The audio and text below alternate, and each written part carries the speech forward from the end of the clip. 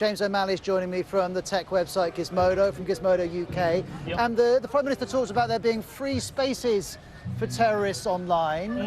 Is that fair? Yeah, well, I think undeniably there are places online which are places where, you know, terrorists or potential terrorists exchange information. But I think there is no easy solution to what we can do about these. I mean, it's very easy for Theresa May to say, you know, enough is enough, something must be done. But that something is a very difficult question, because when it comes to security, it's not just like amping up more secure, between more secure and less secure. It's about trade-offs, and we've got to think, well, what are we giving up if we try and shut down these spaces, or say, dismantle encryption or build back holes into encrypted systems? James, before we carry on talking, I'll just explain to those of you watching, if you can hear music in the background, it's because a guy's turned up with a PA system, and at the moment he's not willing to turn it down.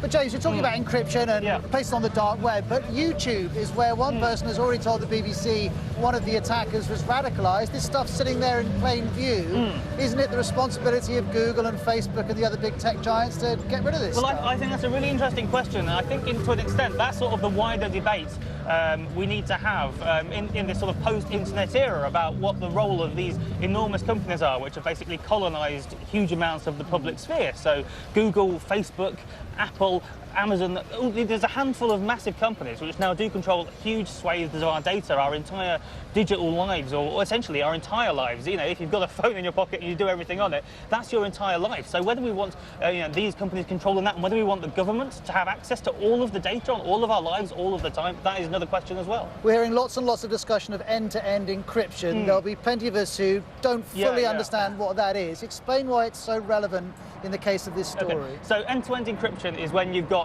it's just you and the other person who can see the content of the messages. When it's transported, it's fully encrypted. And what the suggestions have been, what Home Secretary Amber Rudd has been sort of suggesting after the Manchester attack, and I'm pretty sure it's going to be suggested again now we've had the London Bridge attack, is building backdoors into these systems. So for example, WhatsApp, which is entirely end-to-end encrypted, so messages can be read. The trouble is, this is sort of technologically illiterate, and everyone who sort of knows what they're talking about thinks it's crazy, because the entire internet is sort of predicated on encryption. Like when you see the little padlock in your browser next to the web address, that means the data is encrypted. So on our emails, our banking, everything else. So if we build a backdoor, yes, it could give the government and the good guys access, but equally it's building a backdoor which the bad guys could get into as well, hackers and other terrorists and so on. James, thanks for your time, we appreciate it. If you want to get more on this, you can go to James's website, Gizmodo UK. Now